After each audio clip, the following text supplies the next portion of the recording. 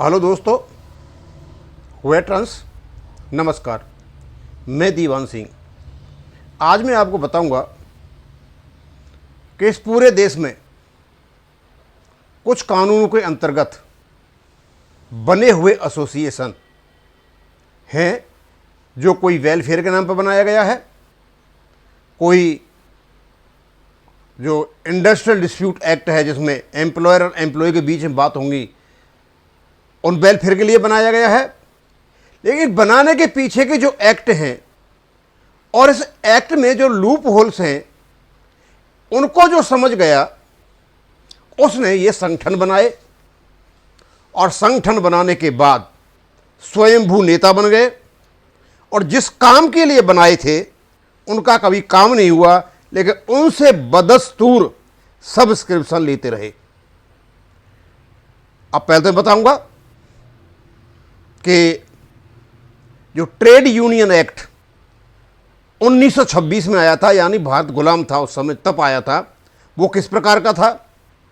उसी प्रकार society act, आजकल अधिकतर संगठन जो बने हुए रिटायरीज के, वो सोसाइटी एक्ट के अंतर्गत बने हुए हैं और लगभग 1600 संगठन उनके एक्स सर्विसमैन के हैं। उनमें 2-3 संगठन ऐसे हैं सिर्फ पैसा मारते हैं, लोगों को बहकाते हैं और बेवकूफ़ बनाते हैं, कोई काम नहीं करते। कुछ लोग हैं जो अपना काम करते रहते, काफ़ी बड़ी मात्रा में काम करते हैं, सामाजिक या सांस्कृतिक गतिविधियों में भाग लेते हैं, लेकिन कुछ ऐसे हैं सिर्फ पैसा मारते हैं। समझने वाले अपने आप समझ जाएंगे। और वो हमेशा कोशिश ये करते हैं कि एक रैली की जाए और रैली के बाद लोग इकट्ठे आएंगे और शर्मा शर्मी कुछ तो देके जाएंगे, 500 रुपये से कम तो देंगे नहीं। लेकिन वहां ना जाकर के आजकल मैं ये बता रहा था कि जो आईबी और यूएफवीयू है, आखिरकार ये बैंक पेंशन अपडेशन पर बात क्यों नहीं करते, नेशनल पैटर्न का डीओ पर बात क्यों नहीं करते। आपको मैं बताना चाहूंगा, जब आप अपने दिमाग को अप्लाई करोगे तो आपको चौंकाने वाले तथ्य आपके सामने आएंगे। इंडस्ट्रीज में डिस्प्यूट होने का एक बहाना लेकर के एक एक्ट लाया जाता है, ट्रेड यूनियन एक्ट 1926। उसके अंतर्गत ट्रेड यूनियनों का रजिस्ट्रेशन होता है रजिस्ट्रार के माध्यम से, और वो केवल इस काम के लिए होते हैं कि जो एम्प्लॉयज हैं वो अपनी ट्रेड यूनियन बनाएंगे और जो एम्प्लॉयर हैं उनसे वो बात करेंगे और कोई भी समस्या होगी तो उसको सुलझाएंगे। और ये धीरे धीरे पहुंच जाता है इंडस्ट्रियल डिस्प्यूट एक्ट 1947 पर, और वही आज तक अभी तक चला हुआ है। लेकिन मैं इस ट्रेड यूनियन के बारे में बताता हूं। हमारे यूएफबीयू के जितने भी एसोसिएशन बने हुए हैं, ट्रेड यूनियन एक्ट 1926 के अंतर्गत बने हुए हैं, और उसमें क्या क्या सुविधाएं हैं। क्योंकि एक बार चस्का लग गया, जैसे कहते हैं खून लग गया, ऑफिस बियर बनने का, जनरल सेक्रेटरी बनने का, उसका चेयरमैन बनने का, या जो भी प्रिजाइडिंग ऑफिसर बनने का, फिर वो आदमी कभी छोड़ता नहीं है, क्योंकि उसको पता चल जाता है यार यहां तो बड़े अच्छे लूप होले, बड़ा अच्छा खाने कमाने का तरीका है। तो ये 4 प्रकार की इनको बड़ी जबरदस्त सहूलियत दे रखी। यानी जिस समय जिस व्यक्ति ने बनाया था, जिसने सोचा था, उन्होंने इंडस्ट्रीज में ही, इवन बैंकों में भी नेता पैदा कर दिए। और उस समय तो देश में कम्युनिस्टों का बोलबाला था, और अभी तक वही जो एटीट्यूड है बनी हुई है, काम कुछ नहीं करना है, केबल और केबल सब्सक्रिप्शन लेना है। अब ये यूनियन ये सोचती है हम बेस सेटलमेंट कराते हैं, तो आप कोई बेस सेटलमेंट नहीं कराते हो। सरकार कहती है कि हम इतना देंगे, उसको आप बांट लीजिए, वो जितना % बनता है उस % में पैसा मिल जाता है। इसको तो कोई कर सकता है, आप करें नहीं करें। हाँ, अब मैं बताऊंगा कि 4 ऐसे कारण हैं जिनकी वजह से इन्हें कोई टच भी नहीं कर सकता, और यदि ये आईबीए से झगड़ा करेंगे, लेबर कमीशन झगड़ा करेंगे, तो इनकी इंक्वायरी हो जाएगी। पहला है इनका rights and liabilities of registered trade union की जो राइट्स और लायबिलिटीज हैं वो यहां पे दे रखी हैं। क्या क्या है? Objects on which general fund में बी स्पेंट, यानी ये जो पैसा जाता है मेंबर्स का, उस एक फंड बनता है जिसको कहते हैं हम जनरल फंड, उनको आप कहां पर खर्च कर सकते हो? सबसे पहले payment of salary, allowances, expenses, office bearers. इसका मतलब आपका जो पैसा जाता है इनके सब्सक्रिप्शन में, उससे ऑफिस बियर को सैलरी मिलती है, अलाउंसेज मिलते हैं और उनके खर्चों का वहन होता है।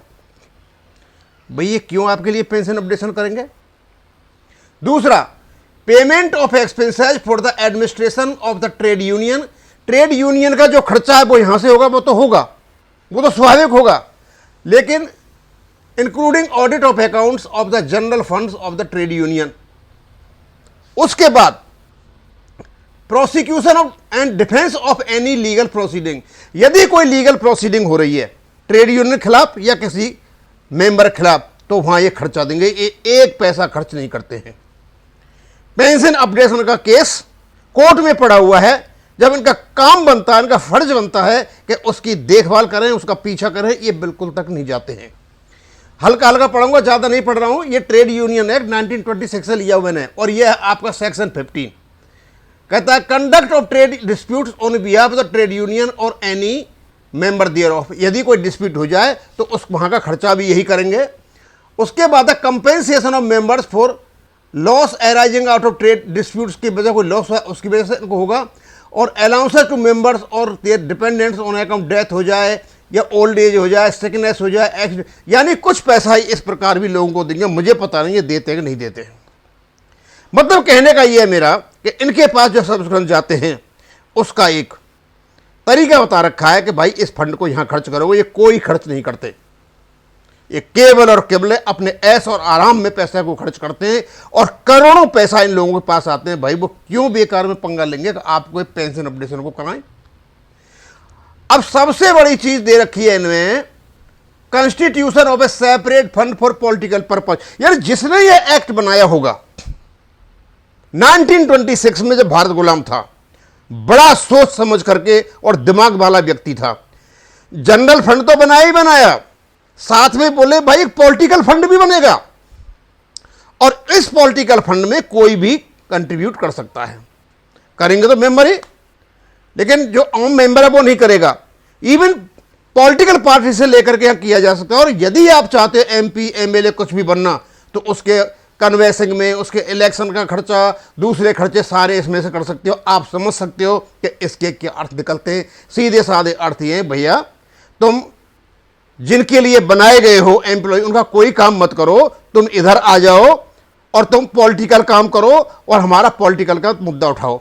ये सारे के सारे लोग पॉलिटिकल हो चुके हैं क्योंकि इसमें दे रखा है। और सबसे बड़ी बात और बताऊंगा आपको क्या है इनका, क्रिमिनल कॉन्स्पिरेसी इन ट्रेड। यदि ये 4-5 आदमी मिलकर के कुछ करें भी और इन पे कोई केस करे तो इन पे क्रिमिनल कॉन्स्पिरेसी का केस नहीं चलेगा। ये कह देंगे सर हम तो क्या नाम है वेलफेयर के लिए काम कर रहे थे। और सबसे बड़ी इम्यूनिटी फ्रॉम सिविल, और इनसे कई केसों में इनको सिविल से केस भी नहीं हो सकते हैं। यानी इतनी बड़ी छूट इनको दे रखी है, तो ये तो मजे मारेंगे ही। आपके काम को क्यों कराएंगे? ये कारण है असली कि 9 की 9 जो एसोसिएशन है, ये केवल और केवल दिमाग में हमेशा ये रहता है इनके में, चाहे सर्विंग हो और चाहे रिटायर्ड हो, इनसे पैसा आए, पैसा आए, पैसा आए, हमारा जेब भरे, इनके काम हो या नहीं हो। और इनको पता है यदि ये हमारे काम कराने के लिए हड़ताल की बात करेंगे तो सर्विंग कर्मचारी आजकल इनसे बेहद नाराज हैं। वो कोई हड़ताल पर नहीं जा रहे हैं, इसलिए 5 डे बैंकिंग उनको पीछे हटना पड़ा और पीएलआई इनको पीछे हटना पड़ा। और यदि ज्यादा उछल फुछल करेंगे तो इनको पता है कि ये पब्लिक फंड है, आईबीए या जो बैंक हैं इनकी इंक्वायरी भी करा देंगे। चुप रहने से सब कुछ दब जाता है। यानी हम सोचते हैं कि ये लोग हमारा कल्याण करेंगे, हमारी बातें आगे रखेंगे।